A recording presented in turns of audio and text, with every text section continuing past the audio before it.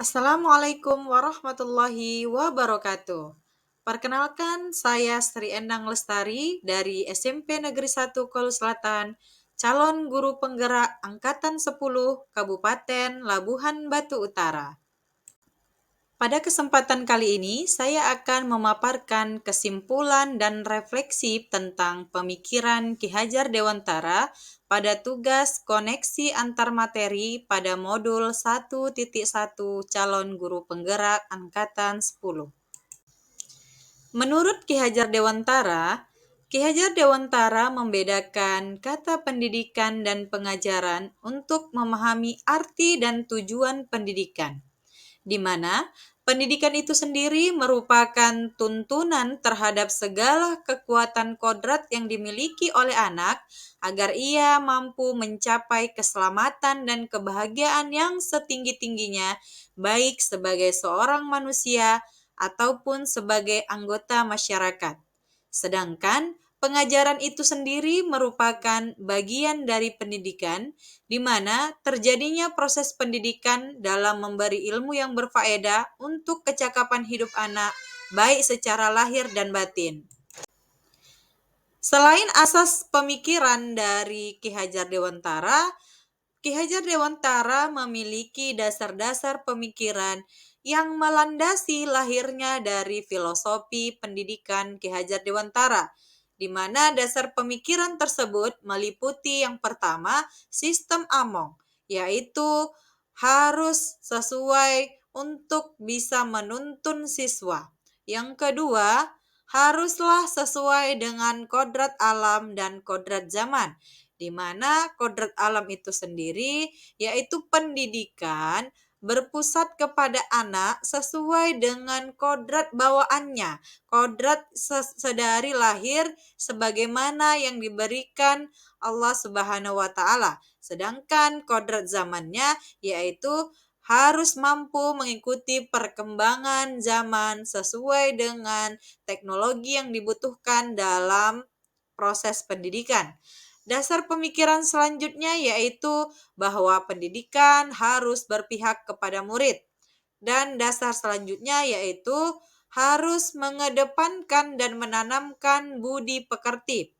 Dasar selanjutnya tentang Trikon KHD, di mana Trikon KHD ini meliputi bahwa pendidikan itu harus bersifat kontinu, konvergen, serta konsentris. Dasar pemikiran KHD selanjutnya yaitu harus bersifat merdeka, baik secara lahir dan batin. Merdeka secara lahir artinya bahwa setiap anak harus merdeka raganya, merdeka fisiknya, dan merdeka secara batin adalah merdeka jiwanya, bahagia jiwanya, senang dan bebas jiwanya. Kemudian dasar pemikiran yang terakhir yaitu bahwa pendidikan itu diibaratkan seperti seorang petani ataupun seperti seorang tukang kebun, di mana seorang petani atau seorang tukang kebun ketika mereka akan menyemai benih, baik itu benih yang memiliki kualitas yang baik maupun kualitas yang kurang baik, namun ketika petani merawatnya dengan baik, memberikan sinar matahari yang baik, tanah yang baik, air yang cukup, unsur hara yang cukup, maka kualitas yang dimiliki dari benih tersebut akan memberikan hasil panen yang baik pula. Demikian juga diibaratkan proses pendidikan bagi anak itu sendiri dapat diharapkan memberikan pengajaran dan treatment yang baik kepada anak sehingga hasil yang diharapkan bersama dapat terwujud dengan baik. Namun selama ini, sebelum saya membahas atau memahami materi pada modul 1.1 tentang filosofi Ki Hajar Dewantara, ada beberapa hal yang selama ini saya lakukan selama proses pengajaran di sekolah. Dan Pemikiran-pemikiran seperti ini merupakan pemikiran-pemikiran yang masih salah, di mana hal yang saya lakukan selama ini bahwa saya berpikir bahwa pendidikan dominan berpusat pada guru. Yang selanjutnya adalah saya berpikir bahwasanya murid diperlakukan haruslah sesuai dengan kehendak guru. Jadi, apa yang diperintahkan guru, apa yang diinginkan oleh guru, murid haruslah mengikuti dan menyesuaikan dengan kondisi guru tanpa bisa bebas sesuai dengan keinginan yang mereka mau. Dan yang selama ini yang saya rasakan dan saya lakukan di sekolah, bahwa saya menganggap keberhasilan murid dinilai dari ketuntasan minimum hanya pada aspek kognitifnya saja. Padahal kita tahu sendiri bahwa aspek afektif maupun psikomotor murid, yaitu terkait budi pekerti, jauh lebih penting. Kemudian hal yang saya lakukan selama ini lainnya, bahwa dalam kegiatan pembelajaran lebih banyak kegiatan membaca, menulis, dan mendengarkan yang dilakukan kepada siswa. Artinya proses pembelajaran itu terkesan kurang menarik dan membosankan, sehingga siswa kurang aktif di sekolah. Dan hal yang lainnya yang sudah saya lakukan dan yang selama ini saya pikirkan bahwa ketuntasan pembelajaran itu lebih penting daripada memahami keinginan belajar murid. Namun setelah saya mempelajari modul 1.1 yaitu tentang filosofi Ki Hajar Dewantara, ada pemahaman yang telah berubah di dalam diri saya dari pemahaman yang dulunya saya belum mengetahui bagaimana pembelajaran yang seharusnya, sekarang saya sudah lebih memahami. Dan pemahaman yang sudah berubah setelah mempelajari modul ini, yang pertama, saya memahami bahwa pembelajaran itu haruslah berpusat pada murid. Pemahaman yang kedua, yang saya pahami bahwa murid haruslah diperlakukan sesuai dengan karakteristiknya masing-masing, yaitu kita wajib memahami seperti apa gaya belajar yang dimiliki oleh siswa kita, minat serta bakatnya, dan kita sebagai seorang guru wajib menuntunnya, menuntun tumbuh kembang dan memfasilitasi apa yang mereka sukai.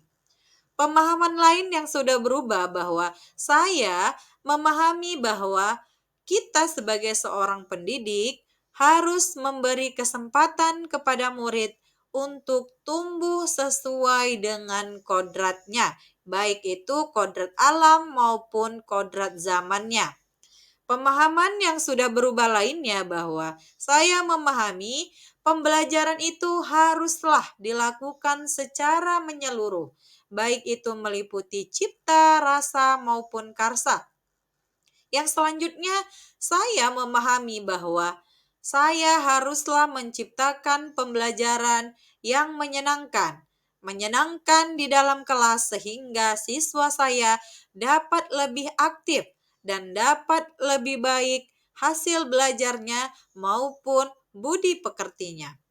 Pemahaman yang lain bahwa guru haruslah bersifat tulus, ikhlas, dan penuh dengan kesabaran dalam menuntun muridnya.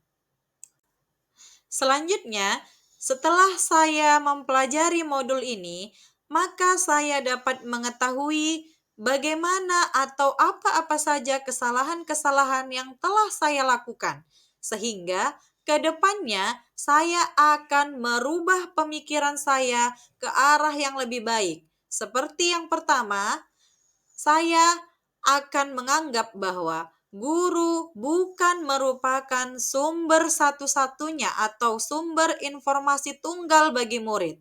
Sehingga guru bukan lagi dijadikan sumber utama, tetapi antara guru dan murid bisa saling berkolaborasi dan bertukar informasi sesuai dengan informasi yang dimiliki oleh siswa, sehingga guru harus bersifat terbuka, Karena bisa jadi kita sebagai seorang guru juga ada pengetahuan yang belum kita miliki, sementara siswa kita memiliki informasi tersebut berkat canggihnya teknologi.